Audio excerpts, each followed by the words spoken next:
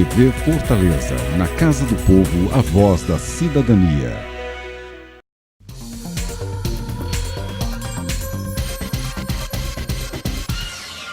Olá!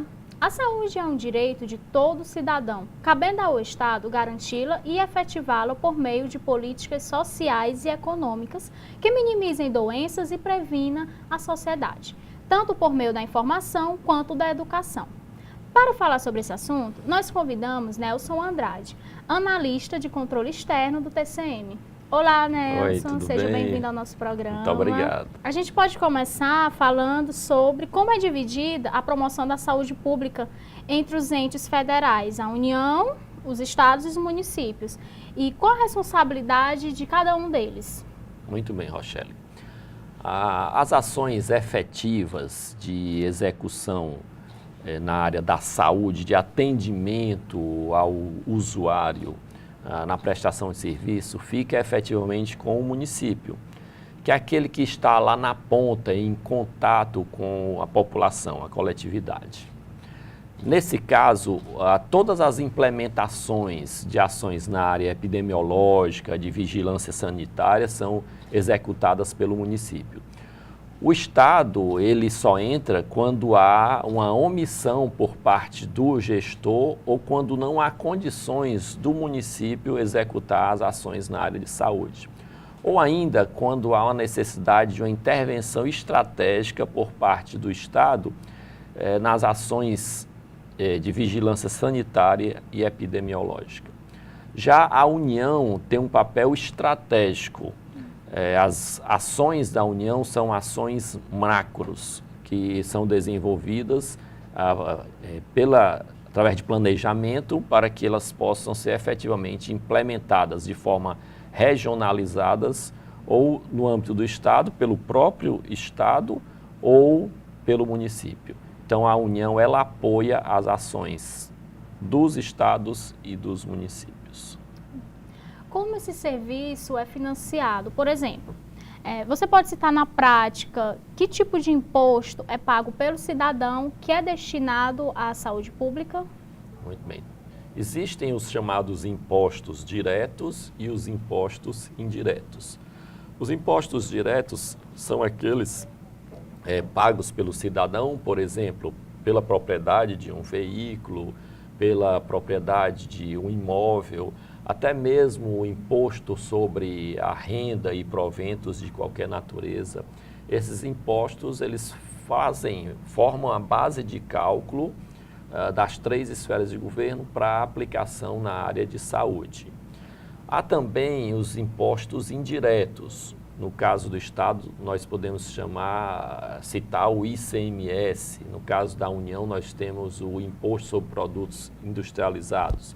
E no caso do município, nós temos o Imposto sobre Serviço. Então, os impostos, de um modo geral, sejam eles diretos ou indiretos, fazem parte da base de cálculo para aplicação em ações e serviços públicos de saúde. Há também as transferências constitucionais, e aí no caso existem as transferências feitas pela União para os estados, e aí está disciplinado no artigo 158 da Constituição Federal, que fala da repartição das receitas tributárias em razão do nosso federalismo. Então, a União, ao transferir o fundo de participação dos estados para os estados, ou o fundo de participação dos municípios, há aí também uma parcela desses recursos que deverão ser aplicadas na área da saúde. Então, tanto a União quanto estados e municípios deverão aplicar os impostos na saúde, como também os estados e os municípios que recebem transferências. No caso, os estados e municípios recebem da União. E no caso, os municípios recebem do Estado e da União. Esses recursos deverão também ser destinados à área de saúde. O município especificamente tem que aplicar no mínimo 15% dos impostos e transferências na saúde. E falando nisso, então, esse investimento vem de mais algum lugar? Fora os impostos, dinheiro de alguma estatal, você falou do ICMS?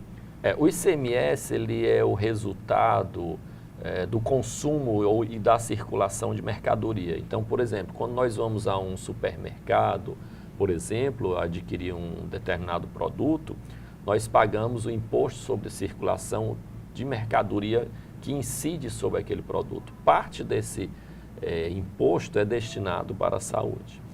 Está sendo discutido aí no âmbito da União a aplicação de parte dos royalties do petróleo explorado na área do pré-sal na saúde. Então, há uma expectativa muito grande em relação à vinculação de recursos do pré-sal para a saúde brasileira. E aí é um volume significativo. Ainda não tem a porcentagem, ainda vai ser discutido. Estão estabelecendo aí o percentual de aplicação, tanto de educação quanto de saúde. Após o intervalo, nós vamos falar sobre como ocorre a fiscalização dos recursos públicos destinados à saúde. Até já!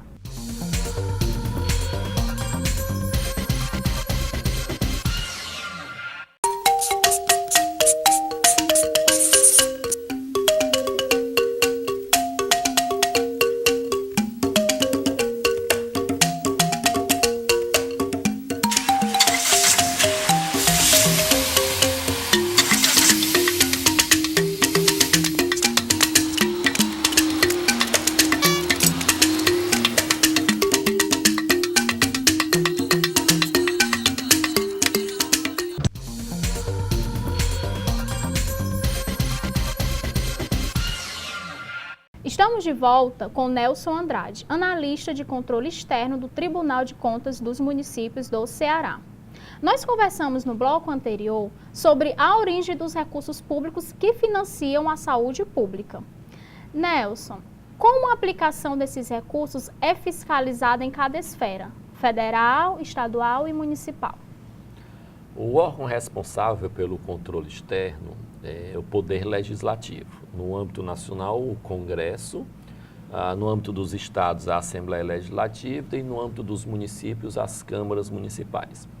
O Poder Legislativo, de acordo com a Constituição Federal, tem o auxílio dos tribunais de contas. Aí, no caso da União, o Tribunal de Contas da União, no caso dos estados, o Tribunal de Contas dos Estados. E em 4 estados brasileiros, nós temos os tribunais de contas dos municípios.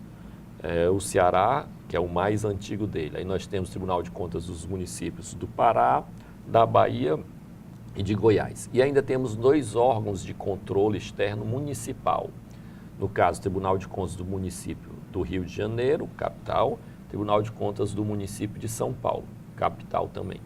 Então, os tribunais de contas, eles também auxiliam o Poder Legislativo nesse papel fiscalizador, acompanhando não só o cumprimento do percentual mínimo a ser aplicado na área de saúde, conforme estabelece a Constituição Federal, como também verificando se a aplicação desses recursos estão dentro do disciplinamento legal ou se há algum desvio de finalidade. Os tribunais de contas também estão acompanhando a eficiência, a eficácia e a efetividade na aplicação desses gastos. Porque muitas vezes você aplica um montante significativo de dinheiro, mas não tem o resultado esperado.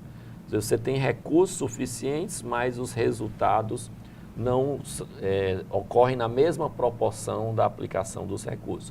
Então, os tribunais hoje, especificamente o Tribunal de Contas dos Municípios, do qual fazemos parte, ele tem uma inspetoria de auditoria operacional, onde ele acompanha as ações na área de saúde.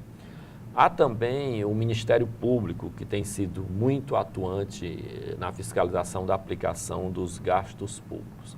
E ao chamado controle social, esse que foi atribuído pela Constituição Federal à sociedade. Então, todo e qualquer cidadão tem direito a requerer da administração pública documentos, deve acompanhar, analisar essa documentação, verificar a efetiva aplicação desses recursos e olhar, examinar, fazer um cotejamento para verificar se realmente aquilo que está documentado corresponde à realidade do seu município. Hoje, de acordo com a lei de acesso à informação, de acordo com o artigo 48A da Constituição, da Lei de Responsabilidade Fiscal, perdão, que trata do portal das transparências, estabelece que todos os estados, assim como a União, como também os municípios, deverão, dentro de 24 horas, prazo mais longo, né, que se chama em tempo real, de acordo com o decreto, esse tempo real é de até 24 horas, deverão disponibilizar toda a execução orçamentária e financeira, para que o cidadão possa acompanhar da sua casa, do seu escritório, através da internet. Então, há também um controle social, que esse é o controle efetivo, é um controle em que você pode ali, diariamente, verificar se realmente esses recursos estão sendo aplicados. E ainda o Conselho de Saúde. Existem os Conselhos de Saúde no âmbito federal, no âmbito estadual e no âmbito municipal. Então, você falou em relação dessa ponte da internet para que o cidadão possa fiscalizar.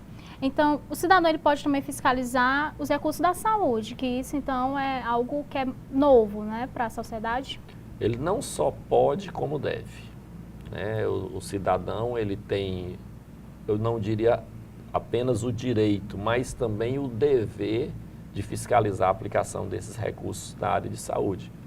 Porque o administrador, ele está ali através de uma delegação de competência.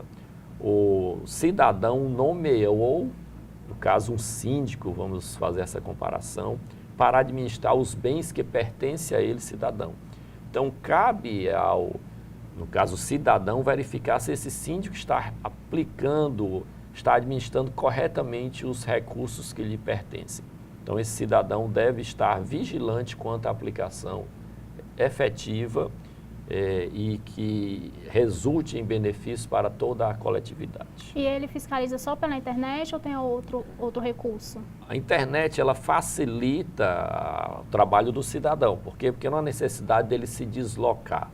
Mas ele, desejando, ele pode se dirigir ao Tribunal de Contas, ele pode se dirigir à Prefeitura, ele pode se dirigir ao Estado, à Secretaria de Saúde, por exemplo, e solicitar os documentos que ele entender necessários para examinar a aplicação dos recursos na área de saúde. Após o intervalo, nós vamos falar sobre o Conselho de Saúde. Não saia daí.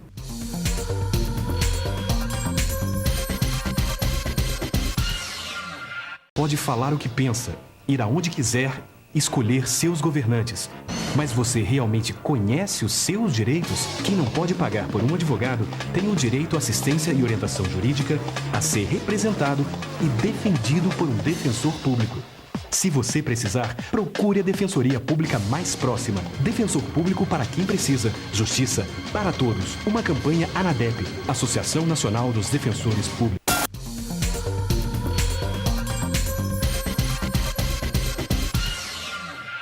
Estamos de volta com Nelson Andrade, analista de controle externo do Tribunal de Contas dos Municípios do Ceará.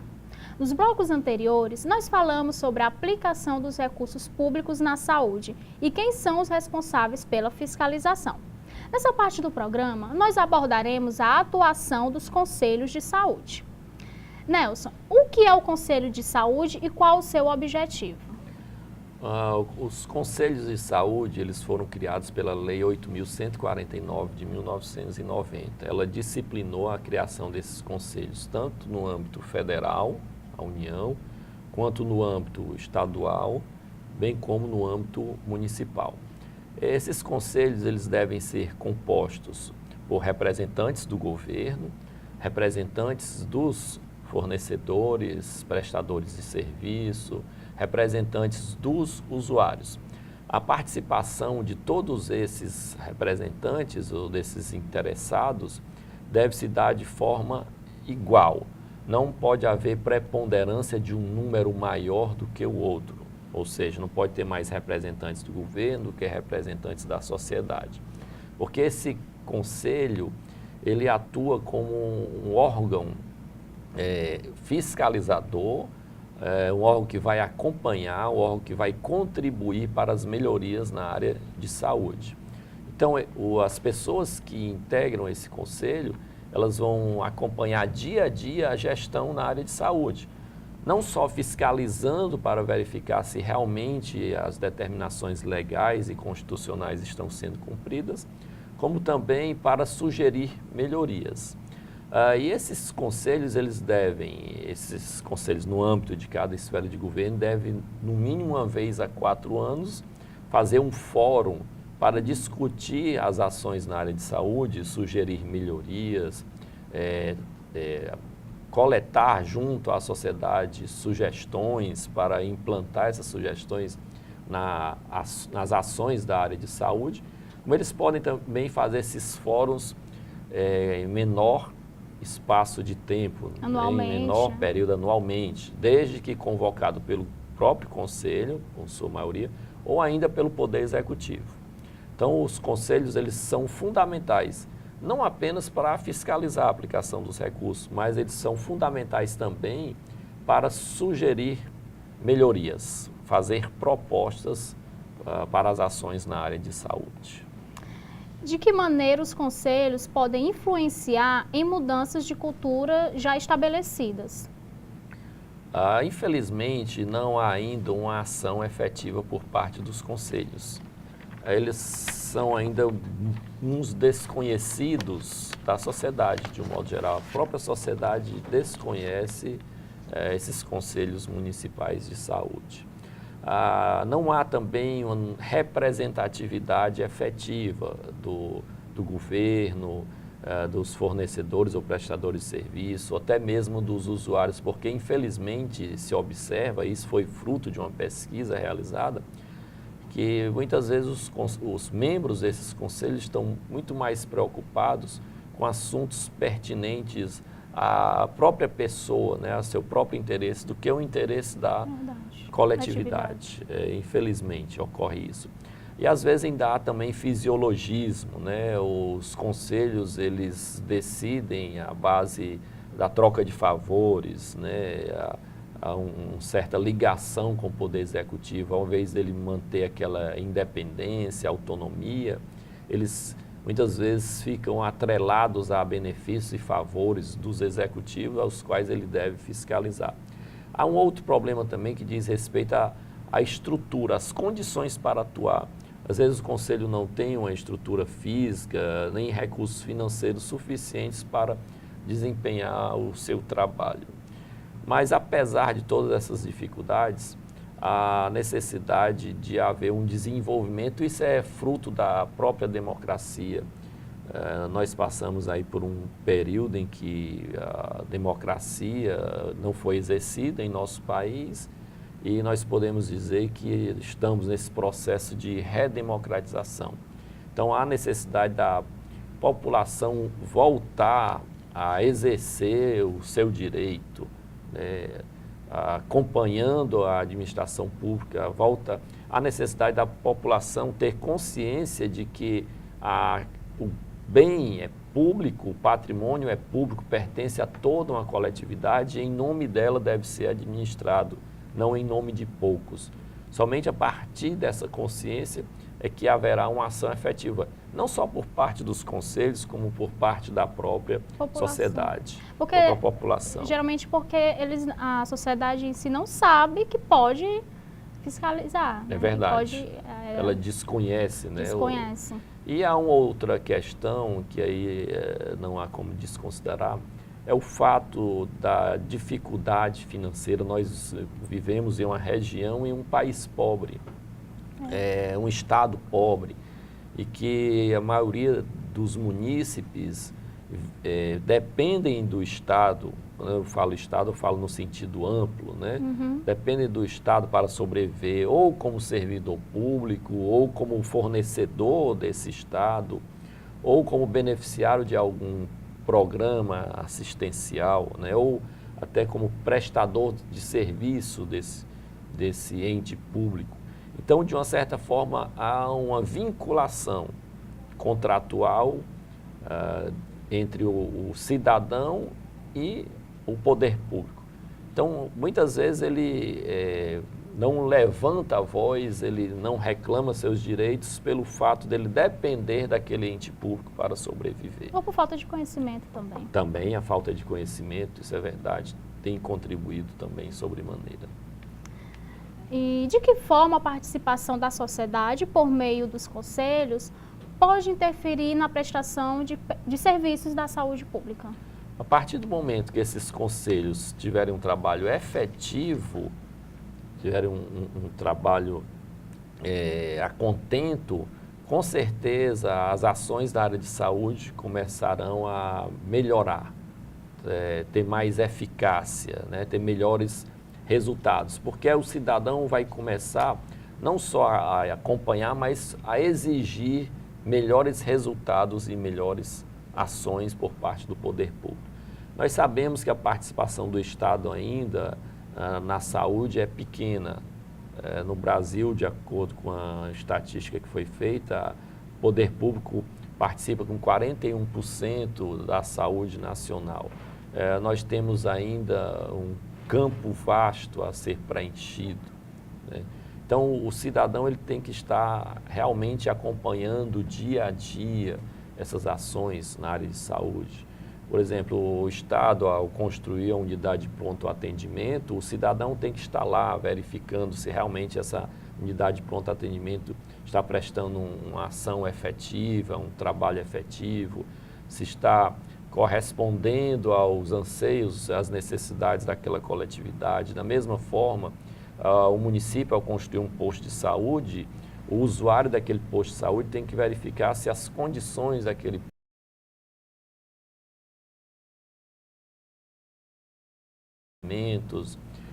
se existem outros insumos ou equipamentos necessários para uma prestação efetiva de serviço. Então, é o cidadão que é o verdadeiro fiscal, e como fiscal ele que deve exigir o atendimento satisfatório na área de saúde. Verdade, Nelson.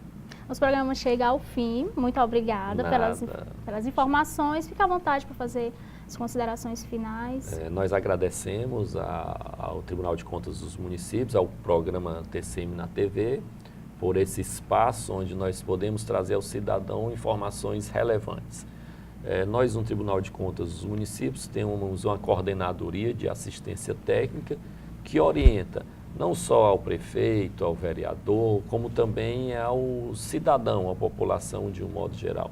Então, havendo necessidade, vocês podem nos contactar por intermédio da ouvidoria do TCM, que aí nós prestaremos esclarecimento. Pode ser de forma pessoal, como também verbal, ou até mesmo por escrito, por telefone, né? Nós atendemos muitos cidadãos por telefone. Para você ter uma ideia, nós já atendemos mais de 2.000 consultas este ano. O ano passado nós tivemos mais de 4.000 consultas.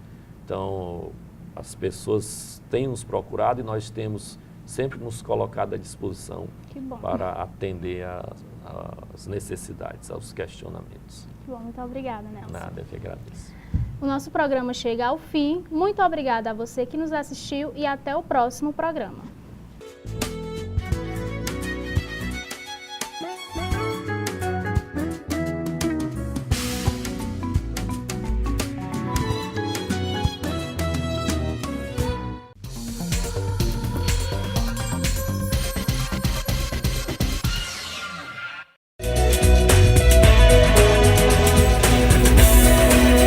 TV Fortaleza, na Casa do Povo, a voz da cidadania.